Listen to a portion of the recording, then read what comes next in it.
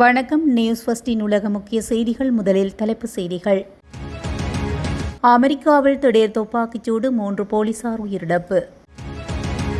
படகில் சித்திரவதை செய்யப்பட்டு கடலில் தூக்கி எறியப்பட்ட 50 புலம்பெயர்ந்தோர். காசாவில் உள்ள மக்களை உடனடியாக வெளியேறுமாறு இஸ்ரேல் உத்தரவு.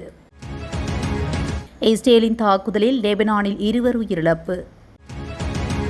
பாகிஸ்தான் சவுதி அரேபியா இடையே முக்கிய பாதுகாப்பு ஒப்பந்தம் கையெழுத்து. கனடாவில் இந்திய தூதரகத்தை முற்றுகையிடுவோம் என காலிஸ்தான் அமைப்பு பகிரங்க அறிவிப்பு. அமெரிக்க ஜனாதிபதி இங்கிலாந்து மன்னர் இடையே சந்திப்பு. போரில் அதிபயங்கர ஆயுதங்களை பயன்படுத்த ஈரான் முடிவு. இலங்கையில் முதல் முறையாக இஸ்ரேல் தூதரகம். அமெரிக்காவில் அரசியல் வன்முறை புதியதல்ல, முன்னாள் அமெரிக்க அதிபர் ஒபாமா ஆவேசம். அதிபர் ட்ரம்ப் வருகையால் கொந்தளிக்கும் பிரிட்டன் மக்கள். தொடர்பான விரிவான செய்திகள். அமெரிக்காவின் பென்சில்வேனியா மாநிலத்தில் இடம்பெற்ற துப்பாக்கிச் சூட்டில் 3 போலீஸ் அதிகாரிகள் சுட்டுக் கொல்லப்பட்டதாக வெளிநாட்டு ஊடகங்கள் தெரிவிக்கின்றன. இதேவேளை மேலும் 2 நிலை கவலைக்கிடமாக இருப்பதாகவும் அதிகாரிகள் தெரிவிக்கின்றனர். உள்நாட்டு தகராறு தொடர்பான விசாரணையின் போது இந்த சம்பவம் பதிவாகியுள்ளதாக தெரிவிக்கப்பட்டுள்ளது. மேலும் துப்பாக்கிச்சூடு நடத்திய துப்பாக்கிதாரியும் போலீசாரின் துப்பாக்கிச் சூட்டில் கொல்லப்பட்டதாக தெரிவிக்கப்பட்டுள்ளது. பிலடெல்பியாவிலிருந்து கிழக்கே சுமார் 100 மைல் தொலைவில் உள்ள யார்க் கவுண்டியில் உள்ள வடக்கு கோடோரஸ் டவுன்ஷிப்பின் கிராமப்புறத்தில் இந்த துப்பாக்கிச்சூடு இடம்பெற்றுள்ளதாக தெரிவிக்கப்பட்டுள்ளது.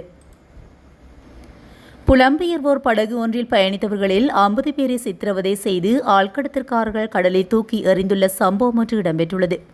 மேற்கு ஆப்பிரிக்காவில் உள்ள செனகல் என்னும் நாட்டிலிருந்து ஸ்பெயினுக்கு சொந்தமான கானரி தீவுகள் நோக்கி புலம்பெயர்வோர் படகு ஒன்று புறப்பட்டுள்ளது. அதில் சுமார் 300 பேர் பயணித்துள்ளதாக தகவல் வெளியாகியுள்ளது. செனகலுக்கும் கானரி தீவுகளுக்கும் இடையிலான தூரம் சுமார் 1597 கிலோமீட்டர் ஆகும்.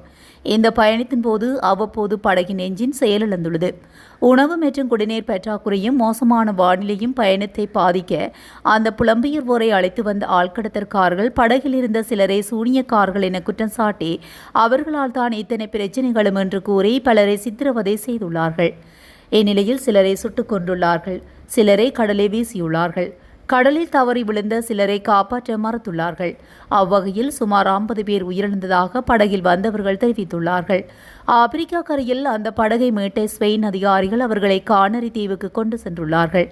ஆட்கடத்தற்காரர்கள் என சந்தேகிக்கப்படும் 19 பேரை ஸ்பெயின் அதிகாரிகள் கைது செய்து அழைத்து செல்லும் காட்சிகள் தற்போது வெளியாகியுள்ளன. கடும் அதிர்ச்சியை உருவாக்கியுள்ள இந்த சம்பவம் தொடர்பாக அதிகாரிகள் தீவிர விசாரணை மேற்கொண்டு வருவதாக தெரிவித்துள்ளமை குறிப்பிடத்தக்கது.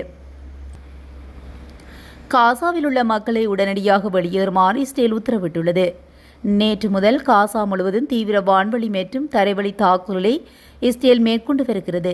பிரதமர் பெஞ்சமின் நெதன்யாகு உள்ளிட்ட உயர் அதிகாரிகளின் தூண்டுதலுக்கு அமைய இஸ்ரேல் காசாவில் இனப்படுகொலை செய்ததாக ஐக்கிய நாடுகள் சபையின் விசாரணையில் தெரியவந்த நிலையிலேயே இந்த தாக்குதல் ஆரம்பிக்கப்பட்டுள்ளன. இந்த நிலையில் இன்று மேற்கொள்ளப்பட்ட தாக்குதல்களில் காசா நகரில் குறைந்தது 40 பேர் வரை கொல்லப்பட்டுள்ளதாக காசா சுகாதார அதிகாரிகள் தெரிவித்துள்ளதாக செய்திகள் தெரிவிக்கின்றன. அத்துடன் நேற்று முன்தினம் இரவு நடத்தப்பட்ட குண்டுவீச்சு தாக்குதலில் காசாவில் உள்ள சிறுவர் மருத்துவமனை உட்பட 3 மருத்துவமனைகள் குறிவைக்கப்பட்டதாக ஹமாஸ் சுகாதார அமைச்சகம் தெரிவித்துள்ளது. இஸ்ரேலின் தாக்குதலில் லெபனானில் 2 உயிரிழந்துள்ளனர். கிழக்கு லெபனான் பல்பிக் பகுதியில் காரில் பயணித்துக் கொண்டிருந்த நபர்களை இலக்கு வைத்து நடத்தப்பட்ட இந்த தாக்குதலில் 2 சம்பவ இடத்திலேயே பலியாகியுள்ளனர். கடந்த தினம் இஸ்ரேல் உளவு விமானம் நடத்திய தாக்குதலில் அப்பாவி பொதுமக்கள் 2 பலியாகியுள்ளதாகவும் லெபனான் அதிகாரிகள் தெரிவித்துள்ளனர். தொடர்ந்தும் லெபனானின் முக்கிய பகுதிகளை இலக்கு வைத்து இஸ்ரேல் அப்பட்டமான தாக்குதலை நடத்தி வண்ணம் உள்ளது.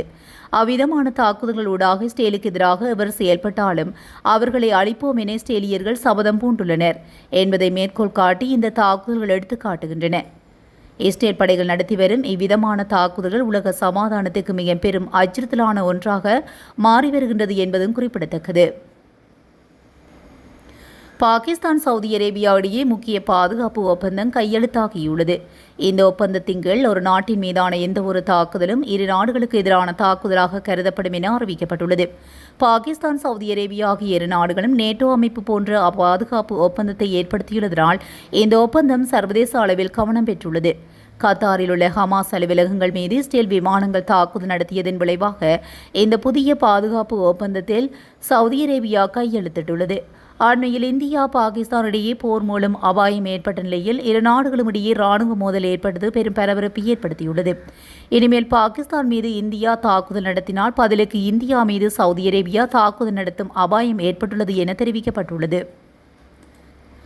அமெரிக்காவை சேர்ந்த SFJ என்ற காலிஸ்தான் அமைப்பு கனடாவின் வான்கூவரில் உள்ள இந்திய தூதரகத்தை செப்டம்பர் 18 அன்று முற்றுகையிடப் போவதாக மிரட்டல் விடுத்துள்ளது. அந்த அமைப்பின் அறிவிப்பின்படி செப்டம்பர் 18 காலை 8 மணி முதல் இரவு 8 மணி வரை 12 மணி நேரத்துக்கு இந்திய தூதரகத்தை முற்றுகையிடப் போவதாக அறிவித்துள்ளது. மேலும் இந்தியா கனடா வம்சாவளியினர் தூதரகத்திலிருந்து விலகி இருக்குமாறு கேட்டுக் கொள்ளப்பட்டுள்ளது. மேலும் கனடாவில் உள்ள இந்திய தூதரகங்கள் காலிஸ்தான் ஆதரவாளர்களை குறிவைத்து உளவு வலையமைப்பை நடத்தி வருவதாக SFJ குற்றம் சாட்டியுள்ளது. இங்கிலாந்துக்கும் உத்தியோகபூர்வ விஜயம் மேற்கொண்டுள்ள அமெரிக்க ஜனாதிபதி டொனால்ட் ட்ரம்ப் மன்னர் சார்லஸை சந்தித்துள்ளார். ட்ரம்ப் தனது 2வது பதவிக்காலத்தின் தொடக்கத்திலிருந்து இங்கிலாந்துக்கு வருகை தருவது இது 2வது முறையாக கருதப்படுகிறது. மரியாதை நிமித்தமாக அவருக்கு பிரிட்டிஷ் ரெட் ஆரோஸ் விமானப்படை ஷெல்யூட் வழங்கப்பட்டதாக வெளிநாட்டு தகவல்கள் தெரிவிக்கின்றன. ஒரு அமெரிக்க ஜனாதிபதிக்கு இதுபோன்ற மரியாதை வழங்கப்படுவது இதுவே முதல் முறையாகும். பின்னர் வின்சர் கோட்டையில் அமெரிக்க ஜனாதிபதி ஒரு ஆடம்பர விருந்து நடைபெற்றது. இரு நாடுகளுக்கும் இடையே நெருக்கமான உறவுகளை மேலும் வளர்ப்பது குறித்தும் மன்னர் சார்லஸ் விவாதித்ததாக வெளிநாட்டு தகவல்கள் தெரிவிக்கின்றன. மேலும் ட்ரம்பின் உலகளாவிய பொருளாதார கொள்கைகள் குறித்தும் கருத்துக்கள் பரிமாறப்பட்டதாகவும் இதற்கிடையில் அமெரிக்க ஜனாதிபதி ட்ரம்ப் இன்று இங்கிலாந்து பிரதமரை சந்திக்க உள்ளார். இஸ்ரேலிய ஆட்சியுடனான எந்தவொரு எதிர்கால போரிலும் ஏவுகணைகள் தவிர வேறு ஆயுதங்கள் பயன்படுத்தப்படும் என்று ஈரான் இஸ்லாமிய குடியரசின் மூலோபாய ஆய்வுகள் மற்றும் ஆராய்ச்சி மையத்தின் தலைவர் இராணுவ ஜெனரல் அஹ்மது ரெஷா பௌதாஷன் கூறியுள்ளார். 12 நாள் புனித பாதுகாப்பில் நாங்கள் முக்கியமாக எதிரிகளை ஏவுகணைகள் மூலம் எதிர்கொண்டோம் என்று, ஆனால் எதிர்கால போரில் தேவைப்பட்டால் எதிரியை மற்ற போர்க்களங்களிலும் ஈடுபடுத்துவோம் என்று மூத்த ஈரானிய இராணுவ அதிகாரி சமீபத்தில் உள்ளூர் ஈரானிய ஊடகங்களுக்கு அளித்த பேட்டியில் கூறியுள்ளார். எதிரி ஒரு நகர்வை மேற்கொள்ள முயன்றால் அது ஒரு நசுக்கும் மற்றும் வருந்தத்தக்க பதிலை எதிர்கொள்ளும் என்று நான் உங்களுக்கு உறுதியளிக்கின்றேன் என்று அவர் மேலும் கூறியுள்ளார். எதிரிக்கு எதிரான எந்தவொரு எதிர்கால போருக்கும் ஆயுதப்படைகள் முழுமையாக தயாராக இருப்பதாக ஜெனரல் பவர்தாஸ்தான் ஈரானிய தேசத்திற்கு மேலும் உறுதியளித்துள்ளார். இலங்கையில் வரலாற்றில் முதல் முறையாக இஸ்ரேல் தூதரகத்தை திறக்க இஸ்ரேல் அரசு ஆர்வமாக உள்ளதாக இஸ்ரேல் வெளிவிவகார அமைச்சின் மத்திய கிழக்கு பணியகத்தின் தலைவர் ஜொனாதன் சிட்கா குறிப்பிட்டுள்ளார். இலங்கையிலிருந்து இஸ்ரேல் சென்றுள்ள ஊடகவியலாளர் குழுவுடன் இடம்பெற்ற சந்திப்பில் அவர் இதனை வெளிப்படுத்தியுள்ளார். இஸ்ரேல் தூதுவர் ஆலயம் திறப்பது தொடர்பான கால எல்லை இல்லை என கூறியுள்ள அவர் இலங்கையில் தூதுவர் ஆலயம் திறக்க ஆர்வமாக உள்ளதாகவும் கூறியுள்ளார். அதேவேளை இலங்கை தொழிலாளர்களுக்கு மேலும் தொழில் வாய்ப்புகளை வழங்கவும் ஆர்வமாக உள்ளதாகவும் இஸ்ரேல் வெளிவிவகார அமைச்சின் மத்திய கிழக்கு பணியகத்தின் தலைவர் ஜொனாதன் சிட்கா கூறியுள்ளார். அமெரிக்காவின் அரசியல் சூழலில் கடந்த சில நாட்களாக பெரும் கொந்தளிப்பு நிலவி வருகிறது. ட்ரம்ப் ஆதரவாளரான வலதுசாரி செயற்பாட்டாளர் சார்லி கிர்க் உட்டாவில் உள்ள பல்கலைக்கழகத்தில் பேசிக் கொண்டிருந்தபோது மர்ம நபர்களால் சுட்டுக் கொல்லப்பட்டார். இந்த கொடூர தாக்குதலுக்கு பிறகு அமெரிக்கா ஒரு கடுமையான திருப்பு முனையை இருப்பதாகவும் முன்னாள் அதிபர் ஒபாமா மௌனம் கலைத்து எச்சரித்துள்ளார். பென்சில்வேனியாவில் நடந்த கூட்டத்தின் போதே அவர் இவ்வாறு பேசியுள்ளார். சார்லி கிர்கின் அரசியல் கருத்துக்களுடன் நான் முரண்பட்டாலும் அவரது மரணம் ஒரு துயரம். ஆனால் துப்பாக்கிச் சூட்டுக்கு காரணமானவரின் நோக்கம் இன்னும் முழுமையாக தெரியவில்லை. இந்த துயரத்தை சில அரசியல் விவாதங்களை நசுக்குவதற்கும் வெறுப்பை பரப்பவும் பயன்படுத்துவதாக அதிபர் ஒபாமா கூறியுள்ளார். அமெரிக்காவின் அரசியல் வன்முறை என்பது புதியதல்ல என்றாலும் அது ஜனநாயகத்தின் அடிப்படை விழுமியங்களுக்கு எதிரானது என்று ஒபாமா சுட்டிக்காட்டினார். பிரிட்டன் வரலாற்றிலேயே இல்லாத அளவுக்கு அமெரிக்க அதிபர் ட்ரம்பின் வருகைக்கு எதிர்ப்பு தெரிவித்து மக்கள் வெள்ளம் என திரண்டு வீதிகளில் போராட்டம் நடத்தி வருகின்றனர். அமெரிக்க அதிபர் ட்ரம்ப் 2வது முறையாக பிரிட்டனுக்கு வருகை தந்துள்ள நிலையில் அவருக்கு அளிக்கப்படும் அரச மரியாதைகளுக்கு எதிராக மக்கள் பெரும் எதிர்ப்பு தெரிவித்து வருகின்றனர். ட்ரம்பின் இனவெறி, இஸ்லாமிய எதிர்ப்பு மற்றும் அகதிகளுக்கு எதிரான கொள்கைகள் பிரிட்டனின் மதிப்புகளுக்கு எதிரானது என போராட்டக்காரர்கள் கூறியுள்ளனர். முன்னெப்போதும் இல்லாத அளவுக்கு ட்ரம்பின் குழந்தை பலூன் என செல்லமாக அழைக்கப்படும் ராட்சச பலூன் மீண்டும் விண்ணில் பறக்க விடப்பட்டுள்ளது. அத்துடன் பயங்கரவாதிக்கு இடமில்லை இனப்படுகொலையை ஆதரிப்பவருக்கு நோ போன்ற பதாகைகளை ஏந்தியபடி ஆயிரக்கணக்கான மக்கள் கண்டன ஊர்வலங்களில் பங்கேற்றனர். லண்டனில் பல்வேறு பகுதிகளில் குவிந்த மக்கள் ட்ரம்பின் கொள்கைகளால் உலகளவில் மனித உரிமைகள் பாதிக்கப்படுவதாகவும் இனவெறி பரவுவதாகவும் குற்றம் சாட்டினர். அமெரிக்க அதிபர் ட்ரம்ப் வருகையின் போது போராட்டக்காரர்களை சந்திப்பதை தவிர்க்கும் வகையில் ராணுவ மரியாதைகள் மற்றும் அரச குடும்பத்தினருடனான சந்திப்புகள் லண்டனுக்கு வெளியே வின்சர் கோட்டை அருகே நடத்தப்பட்டுள்ளன. இந்நிலையில் பிரிட்டன் அரசின் இந்த முடிவு ட்ரம்பை அவமானங்களில் இருந்து பாதுகாக்கவே என்றும் போராட்டக்காரர்கள் விமர்சித்துள்ளனர்.